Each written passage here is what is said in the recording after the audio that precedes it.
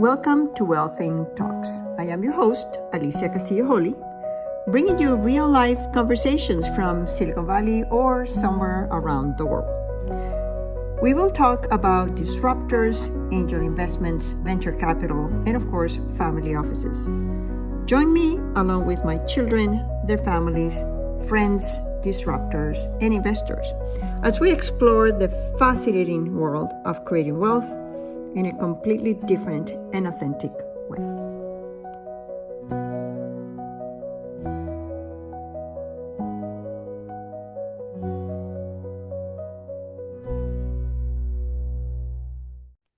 So welcome, everybody. It is such a pleasure to introduce Bruce Pittman to this conversation. I met Bruce when I first moved to Silicon Valley, and he was working at NASA. I have always had a fascination for space, so I was immediately hooked into what he was doing. Bruce, welcome. Glad to be here. Thanks for inviting me. Yeah, well, you were the one that taught me that the sky is not the limit. So tried as that may be, yeah. Yeah, no, that was really interesting. And I had fun memories of going to the NASA Center here and looking at some companies that were trying to work in space and doing some research and commercializing that research. And to me, that was like, a match made in heaven. Research, commercialization, space, and let's see if we can make some money. So how did you get here? How did you get to be where you are? Wow, what a long, strange trip it's been. Yeah, I actually started off in the space business while I was still in college. I got back in the day, electricity had just been invented, so I was going to UC Davis, and they had a co-op program, and so I had signed up to be an aerospace engineer, and it occurred to me by my junior year that I had actually never spoken to an aerospace engineer. And so I thought I knew what it was, but I said, maybe it'd be good if I talked to one. So I signed up for this co-op program thing, not because I wanted a job, but because I wanted an interview. And I thought that would be a good way to get to talk to somebody in the business. So I sent, these things out to a bunch of different companies and everything. And one of them was NASA Ames. And then I waited a couple of weeks and I didn't hear anything. And I thought, man, that didn't work out so well. And then right before Christmas, I got a call and NASA wanted to talk to me. So I hopped in my little Volkswagen, and it's about 2 hours from Davis to NASA Ames, and so I interviewed with them, and they offered me a job. Now, yeah, well, yeah, because and so I started so this was in December. I dropped out of school. So this was not like you're working part-time or something like that. So I actually worked before I got my bachelor's degree. I actually worked 15 months at NASA Ames full-time as a researcher, even though I didn't have a bachelor's degree yet. So which really worked out well for me because I didn't really like engineering school, but I found out I really liked being an engineer. So it was, put your head down, grit your teeth, get through it, and there's something better on the other side. So and that served me well. And they made no bones about it that they didn't promise you anything after graduation. That was just, if we got something, that's fine, but if we don't, goodbye, good luck. Well, fortunately for me, they did have a job. And while I was working for NASA Ames, I was actually working on a program down at Hughes Aircraft Company called Pioneer Venus. So here I was 24 years old. I just graduated from college, and I'm getting to build a spacecraft that's going to another planet. I mean, holy cow, does it get any better than that? So that's how I started down this weird career path of mine. And did you know it was going to get to another planet? Yeah, well, that was the intent. We were going to go to it was the first orbiter that we had done that was going to orbit Venus. And so Ames had built planetary probes before, like Pioneer 10 and 11, I like to remind everybody that with all due respect to JPL, we were we were the Ames was the first one to go through the asteroid belt. We were the first one to go to Jupiter and with Pioneer 10, and we were the first spacecraft to go to Saturn with Pioneer 11. So JPL has done a lot of wonderful things, but we were there first.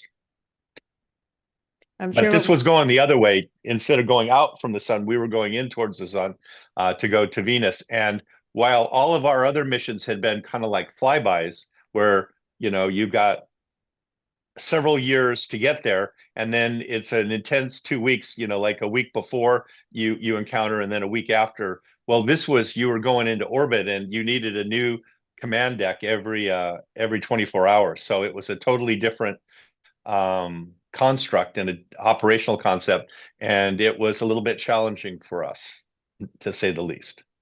How many years did it take? This was actually one of the success stories, and it kind of spoiled me because we we launched the first minute of the first day that the launch window opened, and we had picked that date 4 years previously. So when they started the program, they said, we're going to launch on this date. We launched on that date, and we launched on the date and on budget, which has probably very seldom happened since then. So it was a thing, and it was supposed to last for one Venus year, which is 243 Earth days, and we ended up lasting in orbit there for 14 years. Wow, 14 Venus years.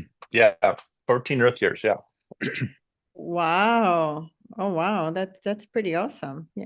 And then what do you do after that? And then tell us a little bit about what you're doing now, because I know the secrets. Yeah. So I did I did some other sciencey things for NASA. The next program I worked on was called IRAS, the infrared astronomy satellite. So I went from planetary exploration to space-based astronomy. And this was the first superfluid helium experiment that had ever flown in space, which we had no idea what we were getting ourselves into. It was much harder than everybody thought, but at the end of the day, it worked. We were not on budget, we were not on schedule, but it worked. And so and then I went into I did some other stuff. I did an instrument for one of our airborne platforms. We had another telescope that didn't go to space, but it flew in a research aircraft. It was called the Kuiper Airborne Observatory. So I was the program manager on a thing called the cryogenic grating spectrometer. And this was one of the most complicated instruments I had ever worked on. And again, a great learning experience for a young program manager, but again, kind of painful. And then I went into advanced concepts, and then after 11 years, I got the entrepreneurial bug. So I left NASA and went out to take over the world and become rich and famous. And that didn't quite work out the way that I thought it would. But I did meet some great people. I learned a ton and got some really amazing experiences. I helped start a couple of companies. Some of them you may have heard of in the space business. One of them was called SpaceHab. And so we did the first public-private partnership with NASA for human spaceflight back in I started with them right after I left NASA in '85. And so this is kind of a funny story. Bob Citron was the founder of the company, and he was a really interesting guy, probably one of the greatest marketeers I've ever met. He could sell ice cubes to Eskimos. He was one of those kind of guys.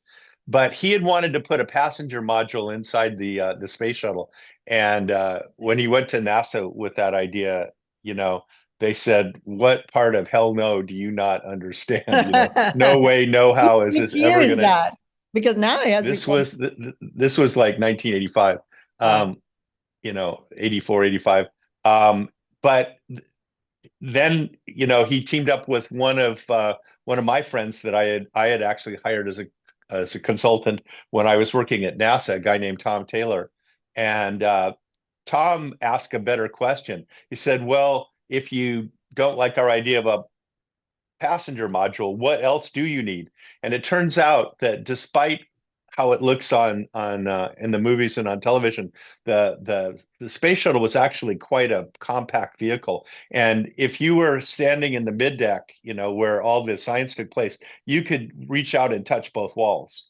So it was very Wow. crowded there. And so what they said is we could use a spare room. We could use some, one is a storage area for things, and then also a place to do additional research. So that started us on this whole path. And frankly, when we started this, I didn't think we had a snowball's chance of being able to pull this off, just because there was just so many things that stood in the way. The NASA culture, and no, they had never done this before.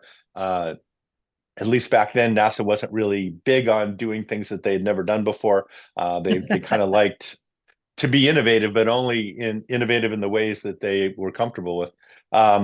But it all worked out. Now I only worked there for a couple of years, and then we hired a new president. So I was part of the team that selected the new president.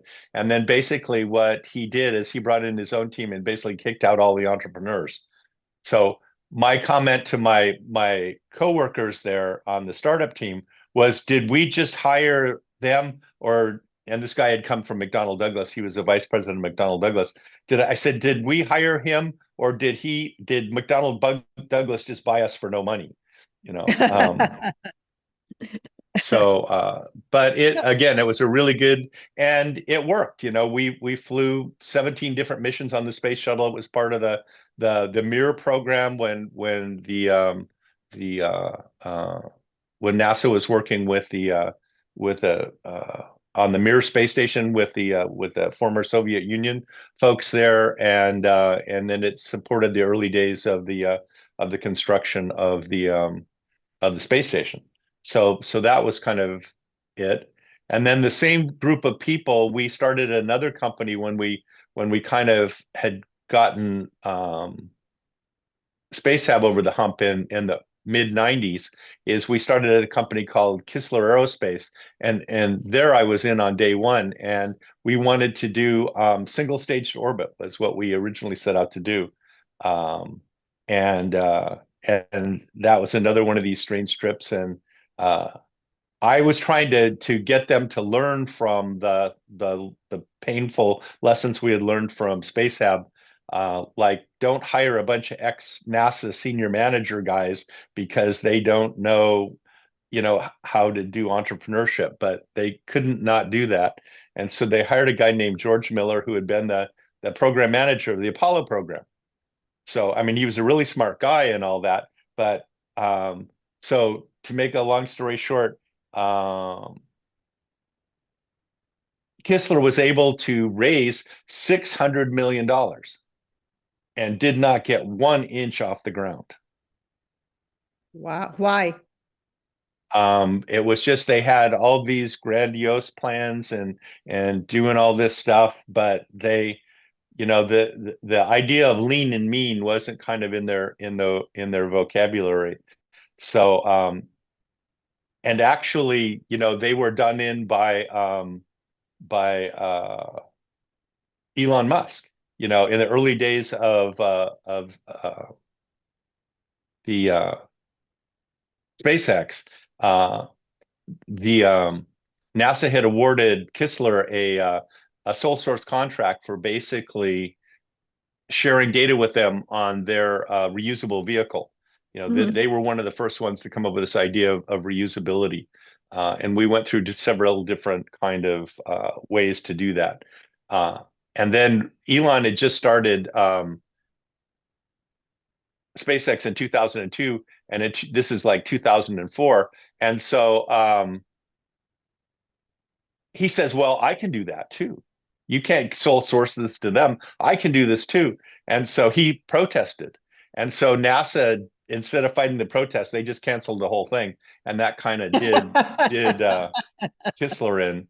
And then yeah. So anyway, it was again another great learning experience. So this is so interesting because when you're thinking about space and about the trajectory of your career, you have to deal with very, very large visions, Yeah. high uncertainty, the requirement of so many different pieces of talent, information, materials, anything you can imagine. And then you still found a way to do that. And I assume you had a lot of mistakes, and I assume you had a lot of failures. We just saw one that I was watching. More than a few. Yeah, more than a few. How do you keep up the morale, the momentum? What's the learning that somebody else can take from your experience? That's a really good question. So my opinion on that is what you want to do is it's okay to make mistakes. I mean, because that's where learning comes from. But you want them to be smart mistakes. You don't want to do stupid things. Don't try to violate the second law of thermodynamics. That's probably not going to work out well. But if you try to do something that's risky, one, you try to de-risk it as much as you can. But at the end of the day, you got to try stuff.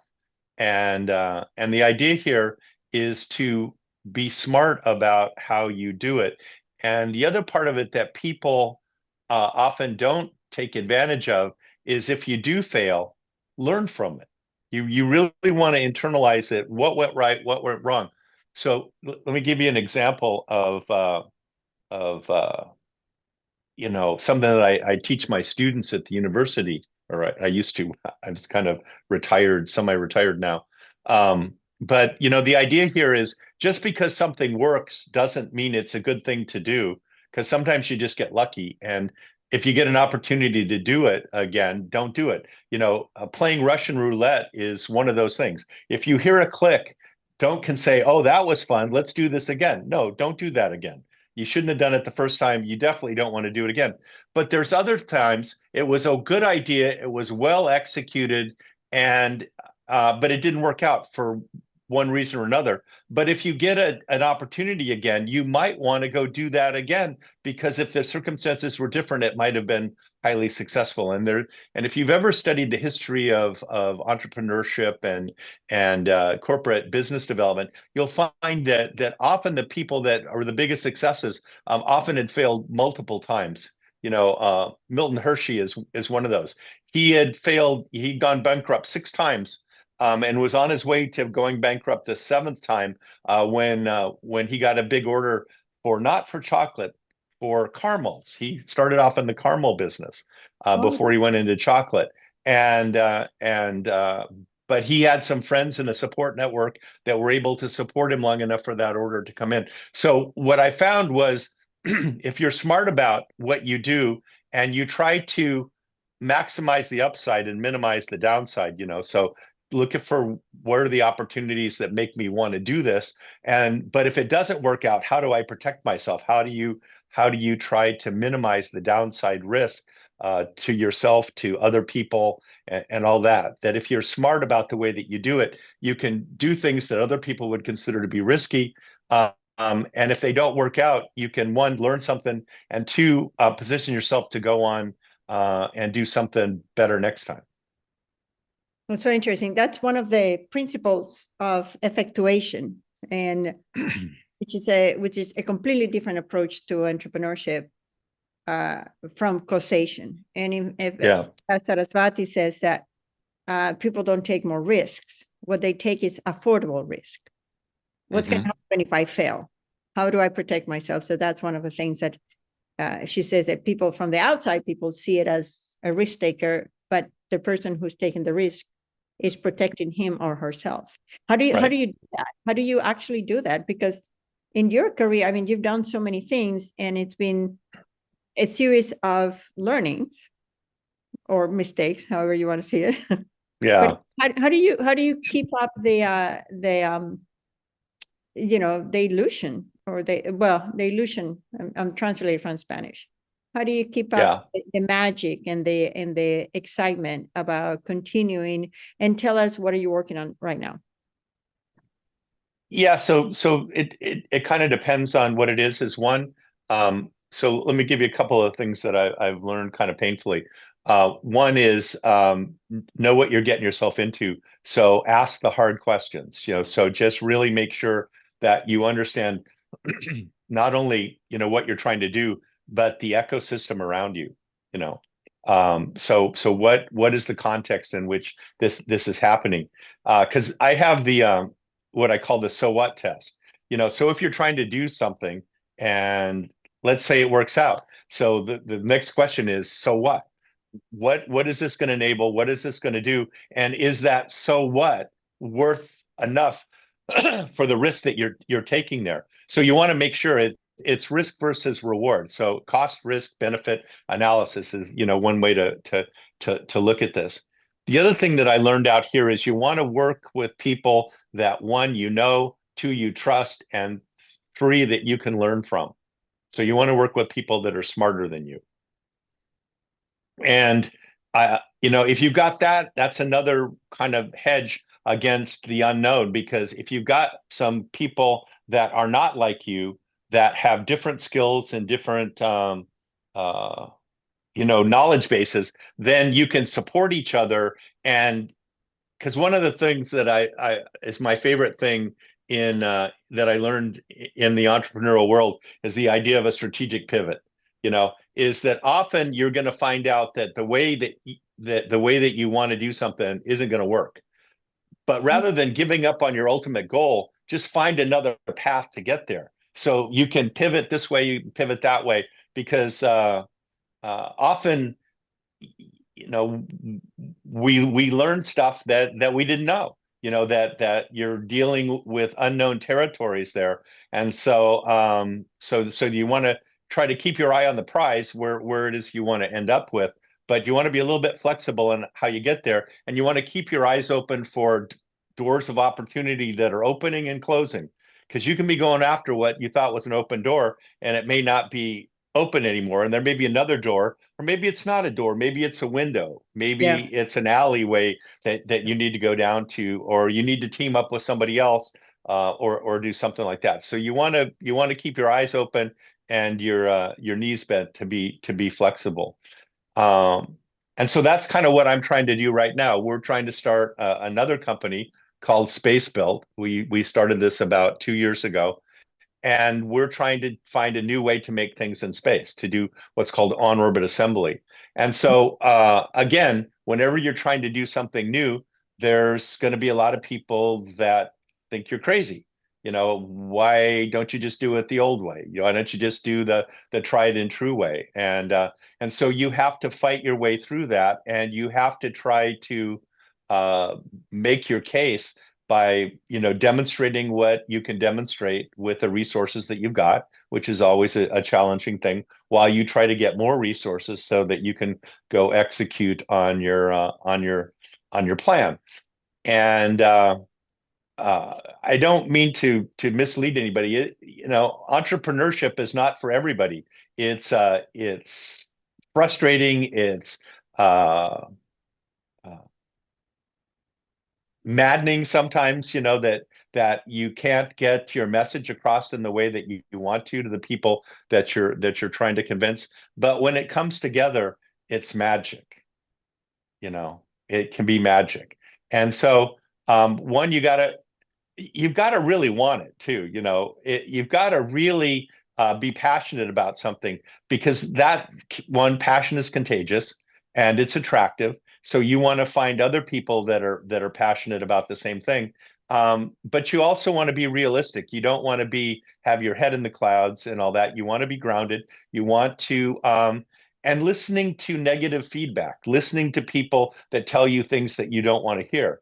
Because if you can tell it, if you hear it from one person, you can write it off and say, well, that person just didn't understand it. But when you hear it from 2 or 3 or 5 or 27 people, then you got to kind of say, I'm missing something. I need to do something different. I really need to think about that. How do I learn from this? How do I make this better? And the thing that's kind of amazing about this is since I've been in the government, I've been in the private sector, I've been a consultant. And so I've gotten to look at this problem from all of these different perspectives. And it's really been fascinating because it's like looking at different sides of an object, is that everybody has their own perspective, and any one perspective is limited. And so the ability to be able to look at things from multiple perspectives and having been able to experience this process from multiple avenues, I found to be a valuable, if somewhat painful things at times. Why do you say it's painful? Well, it's just, because one is you can kind of see things that are going to go wrong. Like in the space business, when I went back to NASA, because this is where we met when I was at the space portal, we called ourselves the friendly front door to space. And so we were trying to help people that wanted to come in and collaborate with NASA.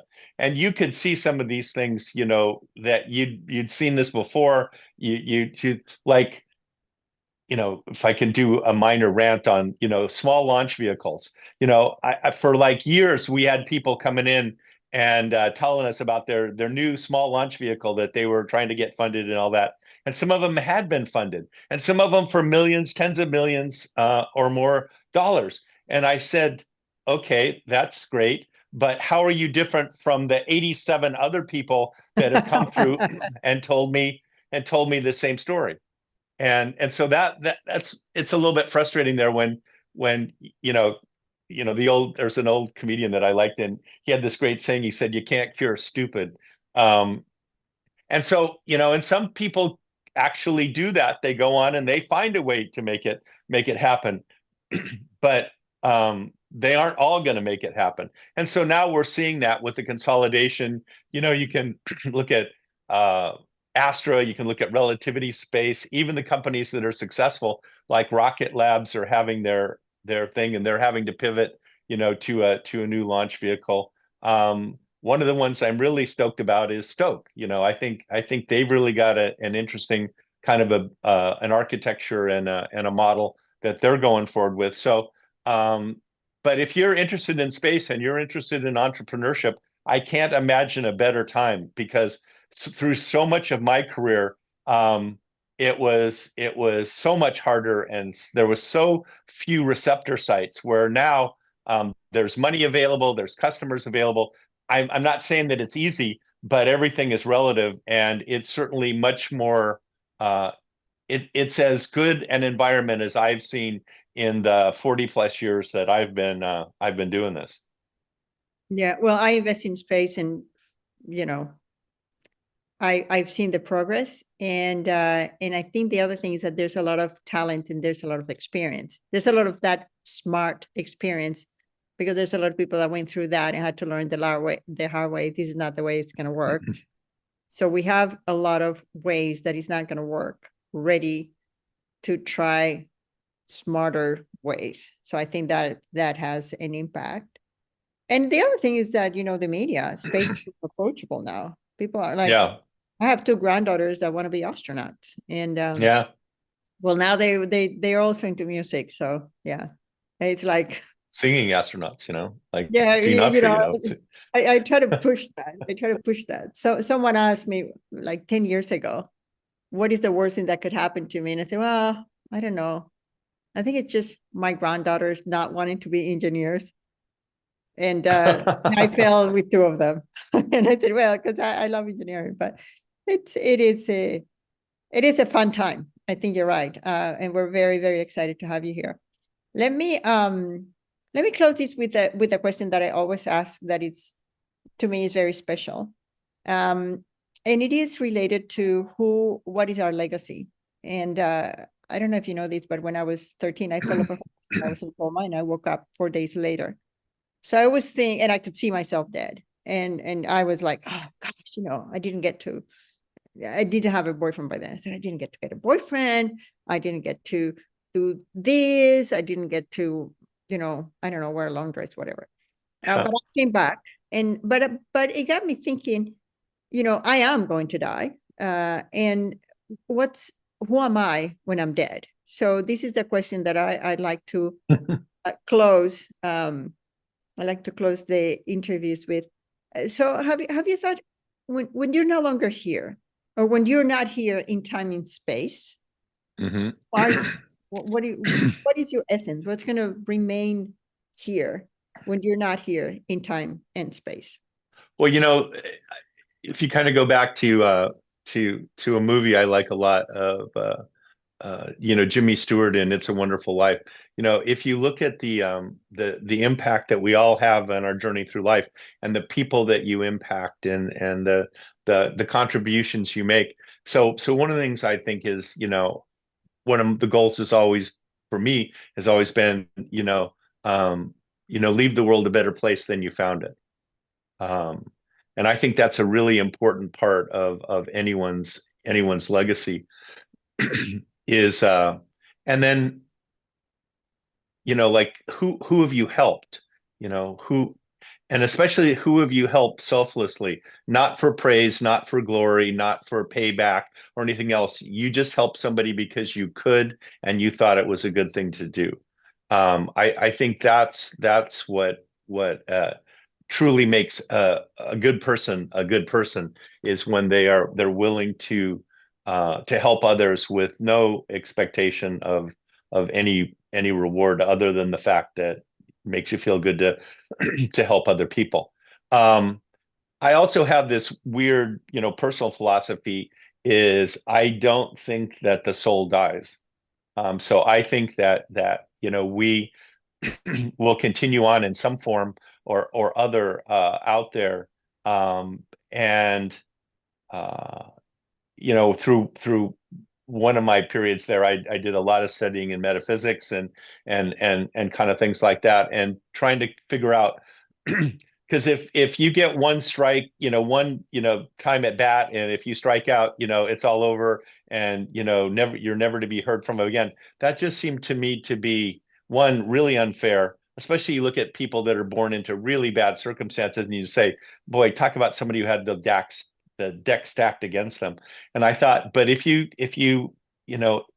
had control over this, what if we picked this for the experiences that we would have, and all that, then that, I don't have any idea, no proof that that's true or not, but it made me feel better, and it made the universe fair.